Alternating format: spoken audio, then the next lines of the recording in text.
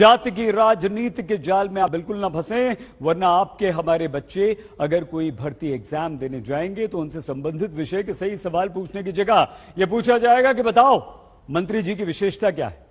यह कहानी हरियाणा की है। ध्यान से पूरी रिपोर्ट आप देखिएगा, तब आप जानेंगे कि बेरोजगारी दर में नंबर 1 हरियाणा किस स्तर के सवाल पूछकर पुलिस में भर्ती करता है।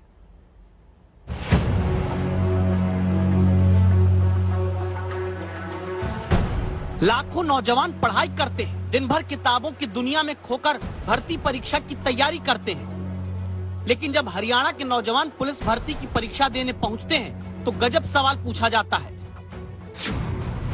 पुरुष और महिला सब इंस्पेक्टर की परीक्षा में 100वें नंबर का सवाल प्रतियोगियों के सामने रखा गया कि हरियाणा के गृह मंत्री की प्रमुख विशेषता क्या है।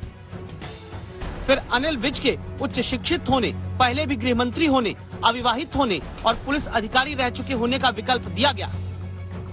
तो सवाल उठता है कि ये कौन सा सामान्य ज्ञान हरियाणा पुलिस भर्ती में छात्रों से जाना गया, जिसमें अनिल विज के अविवाहित होने का ऑप्शन उनकी विशेषता के तौर पर दिया जाता है। वैसे विकल्प देना ही था तो ये भी दे सकते थे कि कोरोना काल में जब जनता संसाधनों के लिए जूझ रही थी, अनिल विज इकलौते मंत्री हरियाणा के थे जिन्होंने दूसरे मंत्रियों के मुकाबले जनता के पैसे से 36 लाख की एसयूवी लेने की जगह 65,75,000 रुपए की मर्सिडीज कार हासिल की। ऐसे मंत्री के महकमे में काम करने के लिए भर्ती पाने वाले छात्रों के साथ क्या होता है। पिछले महीने हरियाणा में कांस्टेबल भर्ती की परीक्षा पेपर लीक के कारण रद्द कर दी गई। पुलिस सब इंस्पेक्टर के लिए भर्ती परीक्षा होती है तो ऐसे सवाल पूछते हैं जिनका सामान्य ज्ञान से रत्ती भर नाता नहीं होता।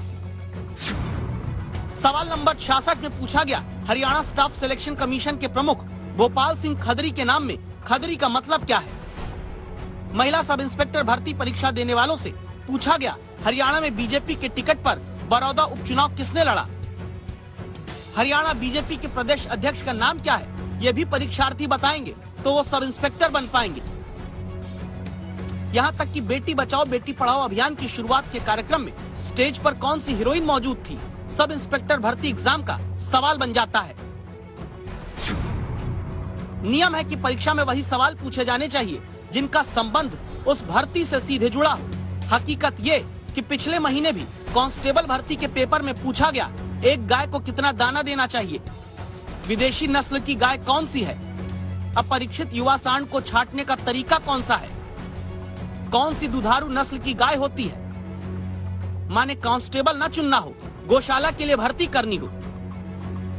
यह हाल उस राज्य की भर्ती परीक्षाओं का है जहां 13 लाख से ज्यादा बेरोजगार सरकारी पोर्टल पर अपनी बेरोजगारी दर्ज करा के बैठे हैं। जहां सीएमआई के आंकड़ों में देश के भीतर बेरोजगारी दर के पैमाने पर हरियाणा नंबर 1 है और सवाल होता है परीक्षा में, बताओ क्या राज्य के गृह मंत्री का गुण अविवाहित होना है। मंजीत सहगल, चंडीगढ़, आज तक।